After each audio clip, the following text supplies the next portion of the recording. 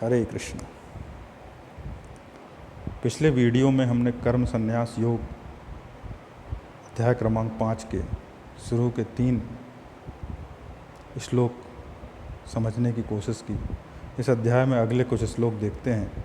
चौथा श्लोक कहता है, सांख्य योगो पृथक बाला पंडिता एकमप्यास्थितः सभ्य भयो विन्दते फलम।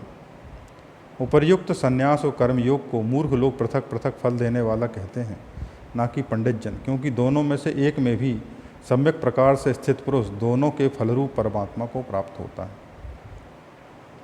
अब इसमें भगवान ने कहा है कि मूर्ख लोग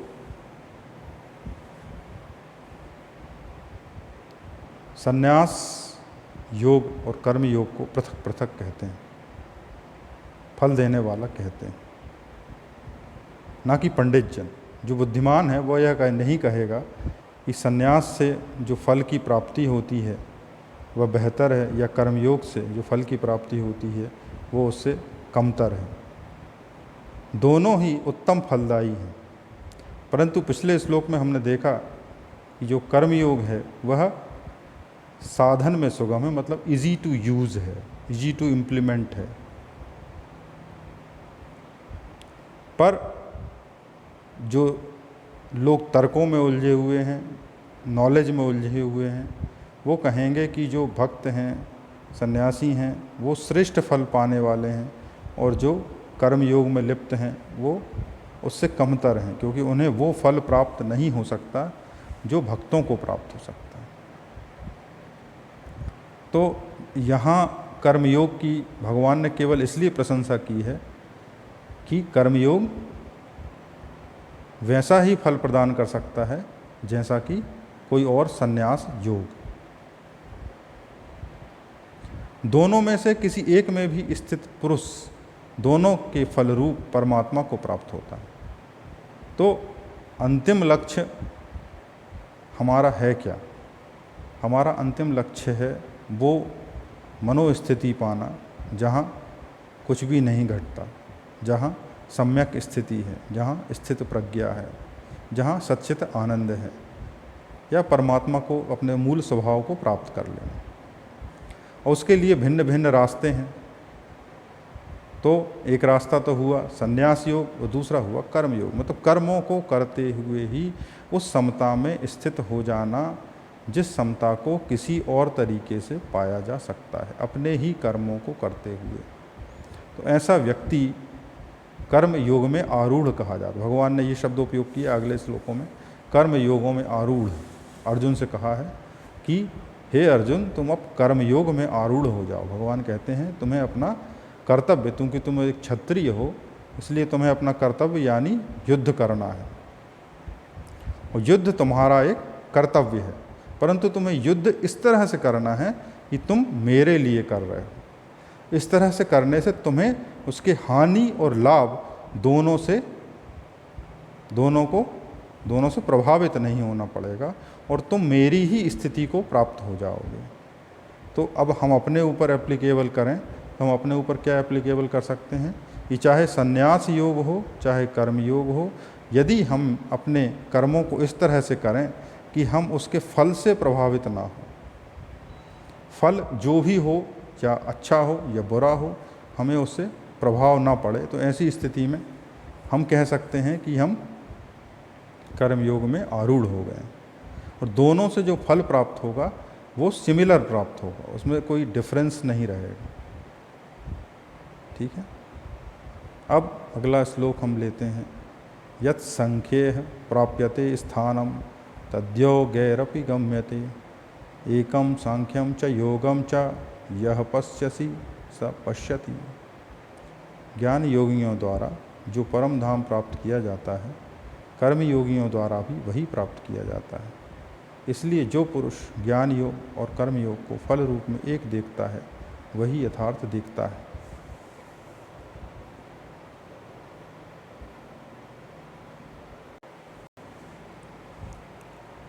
तो जो परम धाम ज्ञान योगियों द्वारा प्राप्त किया जाता है, कर्म योगियों द्वारा भी वही प्राप्त किया जाता है। जो जिस रास्ते पर चलता है वह उस रास्ते का वर्णन करता है। जैसे कोई ज्ञान योगी है तो ज्ञान की बात करेगा, क्योंकि उसने वो रास्ता देखा है, और दूसरा रास्ता तो उसने देखा नहीं, तो उसकी बात करना भी नहीं चाहिए। जो भक्ति मार्गी है वो भक्ति की बात करेगा, क्योंकि उस भक्ति के रास्ते पर चला है। लेकिन यहाँ हम जो वक्तव्य सुन रहे हैं, पढ़ रहे हैं, वो भगवान द्वारा कहे गए हैं। भगवान तो परम समता में स्थित हैं, तो भगवान के लिए सभी रास्ते बराबर हैं। तो भगवान से मिलने की संभावना भी सभी रास्तों पर है। आप दुकान पे बैठे हो, ऑफिस में बैठे हो, वकील हो, डॉक्टर हो, इंजीनियर हो, अपने कर्म में लिप्त हो, लेकिन यदि आप अपने कर्मों को करते हुए निरंतर भगवान का चिंतन करते हो और अपने समस्त कर्मों को केवल इसलिए करते हो कि तुम्हें ईश्वर ने यहाँ ये कर्म करने के लिए दिया है, ये तुम्हारा नहीं है, तुम्हारा कर्तापन थोड़ा कम हो जाता है। ऐसी स्थिति में भी तुम उसी तरह परम धाम को प्राप्त हो सकते हो जिस तरह से एक व्यक्ति सन्यासी होकर हो सकता है। थोड़ी सी डिस्कस कर लें, ये परम धाम क्या है। मतलब इसको ऐसी कोई स्थिति कहा गया है परम धाम। इसका मतलब ये तो नहीं है कि कोई ऐसा लोक है जहाँ पहुँच जाते हैं, गोलोक वृंदावन है जहाँ पहुँचना है, कोई सतयुग में पहुँचना है, कोई द्वापर युग में पहुँचना है। परम धाम का अर्थ है आपकी ही ऐसी मनोस्थिति जो आपकी अधिकतम संभव स्थिति है। अभी आपकी जो मनोस्थिति है वो खंड खंड में बटी हुई है। सुबह उठते हैं, थोड़ी देर के लिए दुखी रहते हैं, फिर चाय नाश्ता कर लिया, थोड़ी देर अच्छा लगता है, फिर आप चल दिए, फिर कोई अशुभ समाचार सुन लिया, फिर मूड ख़राब हो गया, फिर आगे बढ़े, फिर कोई सोचा कि थोड़ा बहुत फ़ायदा हो गया, किसी ने नमस्ते कर ली, किसी अच्छा हो गया, फिर मूड अच्छा हो गया, फिर दोपहर हुई, जब तक थक गए, फिर दुखी हो गए कि हम क्यों जी रहे हैं, हम क्यों कर रहे हैं, फिर खाना खा लिया, फिर से काम करना है, फिर रो रहे हैं कि भाई ये क्यों करना पड़ रहा है, फिर नींद आ गई, सो गए, उठ गए। तो आपकी जो मन की स्थितियां हैं वो कितनी बदल रही हैं, जब आप देखेंगे कि आप ही दिन में कई बार कितने खंड खंड में बटे हुए, आपके अंदर ही कितने द्वंद्व चल रहे हैं। आपकी जो चेतना है वो अखंड नहीं है। अखंड से मतलब जो एक रूप नहीं है, आप कई रूपों में जी रहे हो, इसलिए आप इतने दुखी, इतने चिंतित, इतने बेचैन, इतने खिन्न दिखाई देते हो, इतने खिन्न महसूस करते हो। कारण क्या है? आपके भीतर कई फोर्सेस काम कर रहे हैं, आप कई खंडों में बटे हुए हो। वो परम धाम वो है जो इन सब से बियॉन्ड।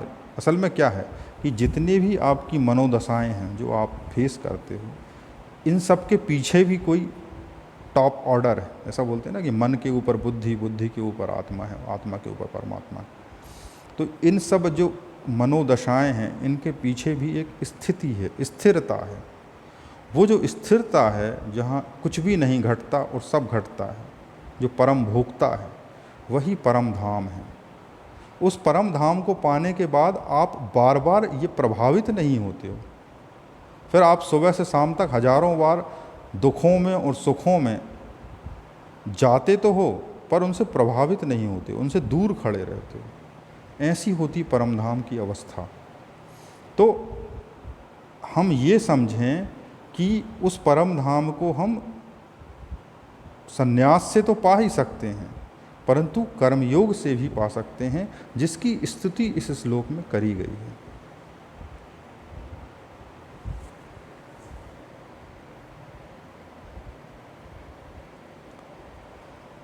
अब हम देखें तो अभी तक भगवान ने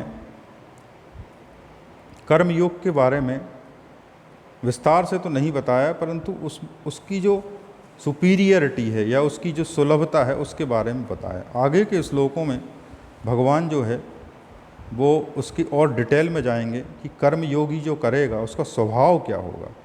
क्योंकि हमारे मन में प्रश्न ये उठता है कि कर्मयोग तो हम कर ही रहे हैं, हम तो अपनी ड्यूटी पे जा ही रहे हैं, हम तो बच्चे पाल ही रहे हैं, हम अपने घर के काम कर रहे हैं, ऑफिस के काम कर रहे हैं, समाज की संभावनाओं पे काम।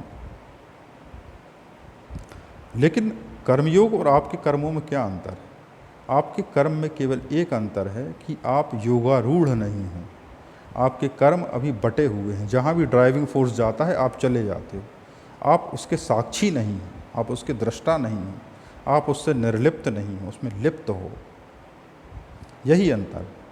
जिस दिन आप निर्लिप्तता की ओर बढ़ोगे, साक्षी भाव की ओर बढ़ोगे, आप कर्म योग में आरूढ़ होने लगोगे और आपके कर्म कर्म योग बनने लगेंगे। यही डिफरेंस होगा। फिर आप कर्म इसलिए करोगे, एक तो जीवन के स्वभाव से आपको मिले हुए हैं, दूसरी चीज़ उन कर्मों को करने से आपको परमधाम की प्राप्ति हो रही है। आपके दोनों फायदे होंगे, आपका लोक भी सुधरेगा और परलोक भी सुधरेगा। इस संसार में जब आप योगारूढ़ होकर कर्म करोगे, निर्लिप्त होकर कर्म करोगे, शांतिपूर्वक होकर कर्म करोगे, तो आप कर्मों की कुशलता को प्राप्त होगे।